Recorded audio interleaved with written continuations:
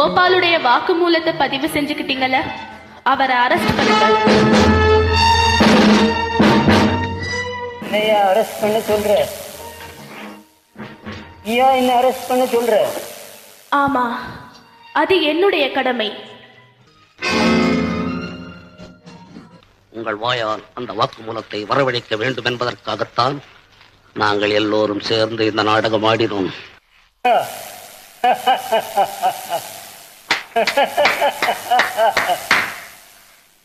என்ன அருமையான நாடகம், எவ்வளவு அலங்காரமான அமைப்பு, என்ன அழகான நடிப்பு.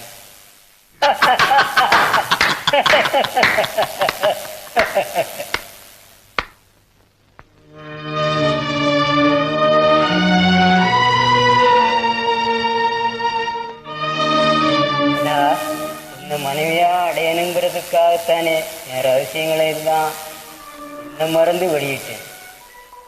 நடிச்சு வசப்பட்டு நான் சொன்ன உண்மைகள் என் வாழ்க்கைக்கே உதவுச்சுது. உன் உதவியால் வாழ்க்கை வானத்திலே புதிய பறவையா வட்டமிட நினைச்சேன். அதான் என்னை கைது செய்ய நீ வேற எந்த விஷத்தையாவது போட்டிருக்க கூடாது. பரிதாபத்துக்குரிய என் வாழ்க்கையில படையெடுக்க என் கைக்கு கிடைச்சது காதலுங்கிற அந்த புனிதமான மலர் தான். அதை வச்சா நீ என்னை வீழ்த்திட்ட.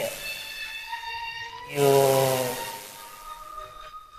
கதா, ஆசை மரத்துல கல்லை கட்டினது கூட ஆடி பாடினது தனி நடிப்பா?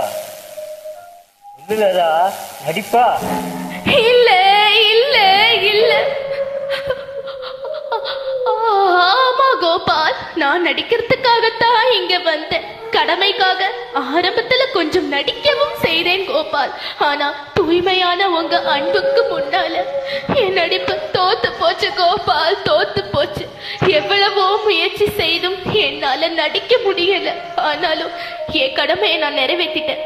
இப்பவும் சொல்றேன் கோபால், என் உள்ளத்துல உங்களை தவிர வேற யாருக்குமே இடம் கிடையாது.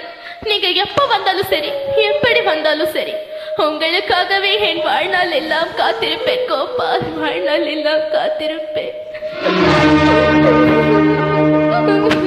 உண்மையே நீ வாழ்க. உள்ளமே உனக்கு நன்றி. போய் வருகிறேன்.